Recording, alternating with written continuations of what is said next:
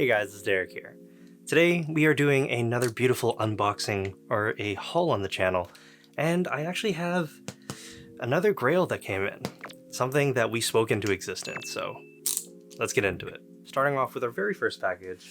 This one's from Game, but you probably would have been able to guess based off of how this is done up and packed together. This one here, like I said before, is something we spoke into existence in a previous video. And I think you guys can start calling me a prophet because we seemingly just have an ability to predict re-releases or other things. This one here is the Aniplex 02 from like 2019. Got some nice bubble wrap here. This, of course, was on my very first Grails list that we made, and this originally was reselling for like well over $1,000 or close to it. Luckily, I was able to pick this one up for basically retail, very close to 22,000 yen, and shipping, which was through FedEx, didn't take very long either, like a few days. That was only 5,900 yen. Overall, pretty satisfied there. The packaging looks pretty good. Let's just take a look at this. Beautiful 1/7 scale, and she looks great. I do see some yellowing there. I'm not sure if that's supposed to be there, but we can open it up. It's kind of unique how they made the box. It's a nice X in the front for darling in the francs. 2 X's, but it does not really do that great for structural rigidity. This part here is kind of neat as well. Wraps around the corner. You know what? Let's just open her up. Normally I would do a full review or something like that for her, but since this figure's been out for a while, why not? Let's open it up and kind of experience this all together. Also, I think, if I remember correctly, I got a notice or a notification from Good Smile. Another 02 figure is coming and it's on its way. I think we got some instructions. These are not instructions. I think we should be able to assemble this without any trouble, so let's take a look at her. Nice and wrapped up. Lovely details for the school uniform. Oh, okay. I can't believe this was reselling for so much, but I'm glad that it's going for retail now. Now, I do see some of that yellow there. I'm going to double check and see if this is supposed to be there. I've returned with a few findings. That is in fact a part of the actual design, so nothing wrong there. It does look like the paint is pretty good, and her plaid on the skirt is also in a nice decal. She has pantsu. I think we can disassemble this? I'm not sure. It does move around a little bit, but the flowing hair is really nice. Same with her scarf and also her little tie there. And the little golden accents for the rest of the uniform are actually pretty solid. Let me put that down and let's take a look at the base. Nice and solid. I think it's a crane. I think it's a crane. Oh, that's cool. That's a unique piece of detail. Like with a lot of Aniplex bases, they're just kind of black. This one is in a nice glossy finish, and the rest of the crane actually is pretty nice. There's a bit of weathering on here. It doesn't look too clean on one side there, but that little cable here is actually metal. It's a metal cable. I'm not sure how structurally strong this is, and I don't want to test it out, but it's nice that they added this extra little piece for a bit more realism. Let's just plop her on here real quick. It's good that there are 4 connection holes. Perfect. Not a whole lot of assembly required. She does look really cool when she's Captain Morganing the crane. I don't know how many of you guys know that reference, but pretty awesome still. Honestly, I love what they did with the paint job here. It's not too crazy. It's very simple, and there's not too much shading at all, but it's kind of in that Aniplex style. If you've collected any Aniplex figure, you know that paint isn't their forte, but they do really good jobs with sculpts. This is really awesome. I think it'd be really cool if the wheel could actually spin on the base, but this is great. I'm super happy that we added her to the collection, and she looks phenomenal. Moving on to the second package, the big one from Amiami. This one here, well, I actually had to I had to sorta Karen customer service. Now, I don't recommend you do this, and if you do end up doing it, don't tell them I told you to do it. But originally, the shipping for this was 26,000 yen. I think they were going to use another size up instead of this one for the box. I went and emailed them and asked if they could, just put into a smaller box for me, please. I'm actually okay if the boxes are a little bit damaged. I don't really care too much, as long as the figure itself isn't. Right now, with how bad shipping is everywhere, it's a good idea to maybe try to save on shipping. And even DHL customs. I think this one cost a little over $100 Canadian for shipping, and then DHL was like another 67. We get another little postcard thing. Shopping with us, thank you. This one's kind of cute. Don't know how I feel. They are lollies, but... Oh, that's interesting. I didn't think they would do that. So there are a few things in here, some Nendos, and also a nice big figure. We'll save that for last, I think. Let me just put it on the ground. I'm trying to be a little bit more organized when I unbox things or do hauls, just because cleaning up afterwards is a pain in the butt. First up, we have a Toge from Jujutsu Kaisen. Now this one kind of goes along with that Maki, and again, this is Kyle's. I don't really collect too many androids, and if I do, they're primarily female characters. This is another cool addition, part of the second years, which I personally like a lot more than the first years. I'm assuming this does change later on in the series, but for now, second years have my vote. Now, he has a lot of cool parts. He has 3 sets of hands that are very similar. Nice collar here.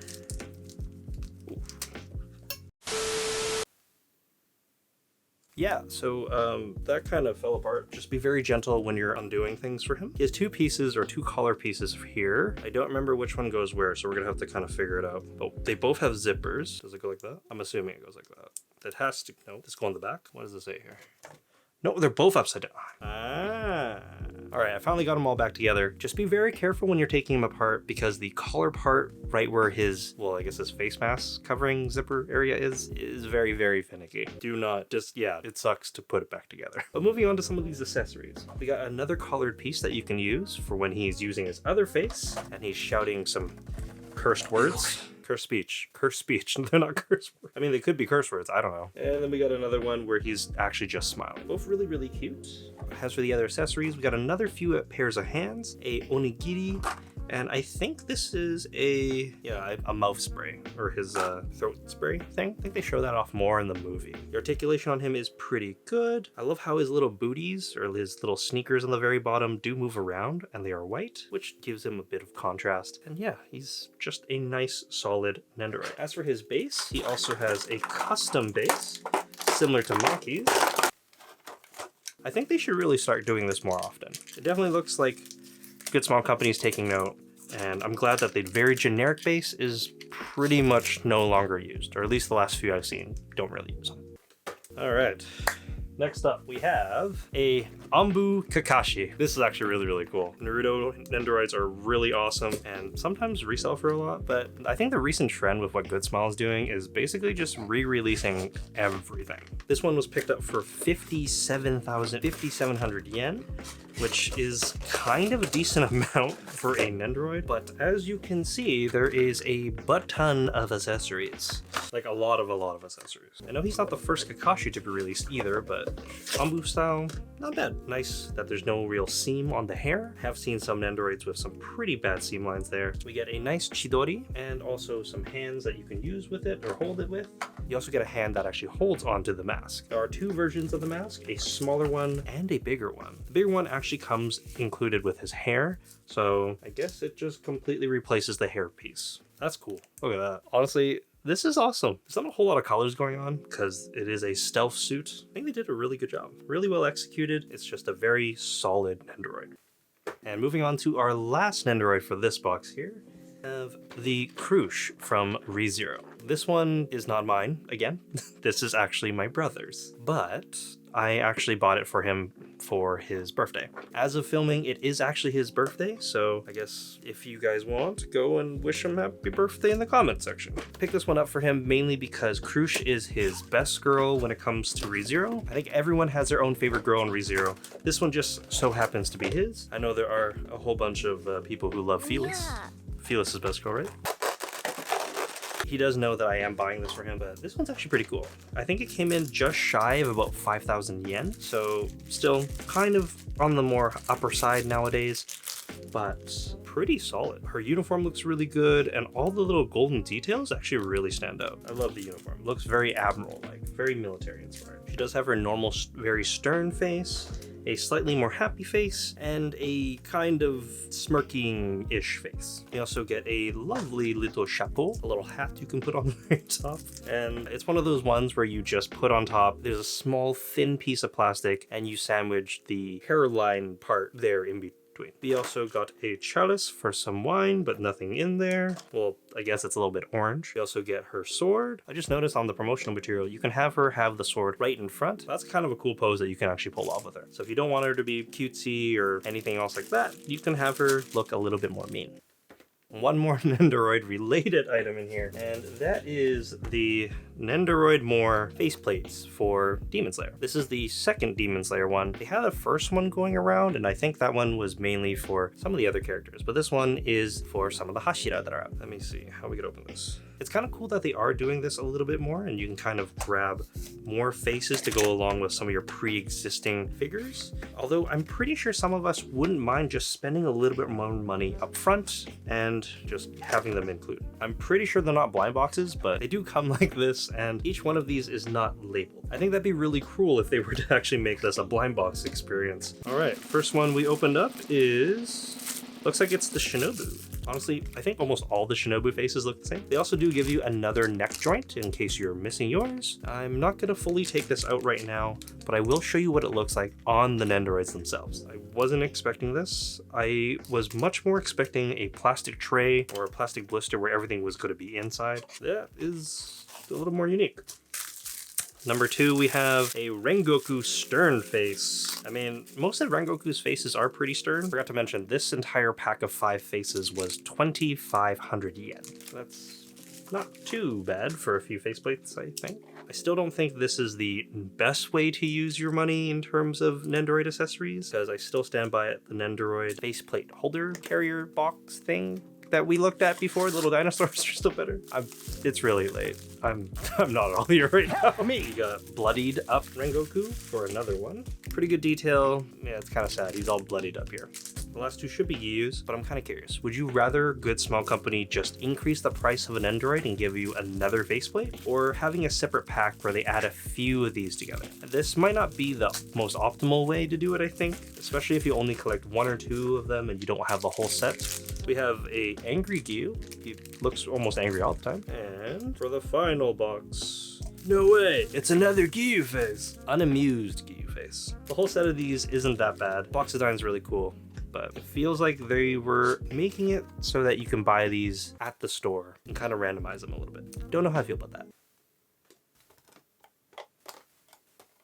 Close enough. And now for the final figure inside this haul, I have a very big one here. I'm starting to understand why they want to go with the bigger box. There's virtually no padding, but we knew that going in. We have the 1/4 scale, or quarter scale, Nakiri Alice from Freeing. All right, we've finally reunited the cousins together. I'm super happy to have this in the collection now. The box is incredibly simple, not a whole lot going on. It's very similar to the rest of the design language. They really got to up the Food Wars ones here. Also, still waiting for my Megami. Now, normally, I would wait and do a full video on this by itself, but why not? Let's just open it up here. If I remember correctly, this one was like 23,700 yen? Kind of a decent chunk, but still nowhere near as bad as some of the other Freeing figures that they've been announcing recently. I've seen some of those. Those are kind of bad. All right, so you guys can see it. Doing this completely live, sort of, is a bit more difficult. Ooh. Wow, look at her. Let's do an inspection real quick. White bunny suit, really solid. Oh yeah, I really hope there's no more hairs or anything. It is a little more difficult to open it like this because I don't really have a table in front of me, but as a sneak peek or a bit of a teaser, that might be changing soon. So, well, I guess we'll look at the base first because it kind of came undone. That's kind of neat. They went and put the clear piece that you usually put underneath the heels right on there as well for this one. This is also really, really glossy and probably gonna scratch. Not my favorite kind of base from them, but I guess it's better than the plain white one because the rest of her is also white. Ooh. Satisfying. If you guys are curious what I'm resting everything on right now, I actually went and got an air conditioning unit. So yeah, hopefully we can survive these hot summer days and not melt anymore. Because I know that you guys are probably sick of me talking about it and potentially not putting out a video because of the extreme heat. There we go. Ooh. I don't know what they did with the stockings on this one, but it feels more solid. I did find another small hair that I don't think can be removed, but it is very, very small, and I'll pretend to not really see it. I don't really want to have to send this back anymore. That's kind of getting old. In terms of the hair color, it's her nice kind of silverish blonde, platinum blonde kind of hair color. It's kind of flat. There's not too much going on, not a whole lot of shading, but otherwise it does look pretty solid. Her tongue is nice and glossy, so that's good. She's a very simple bunny. The bushy tail is a little more textured than usual. Yeah, there's not a whole lot going on. Again, I think a lot of us do collect bunny figures just for the sheer size. Quarter scale is not bad, pretty solid. I don't think I'm going to ask for a replacement. There are some things that aren't 100%, but again, I'm just gonna pretend I don't see them. There we go. Another little haul in the books.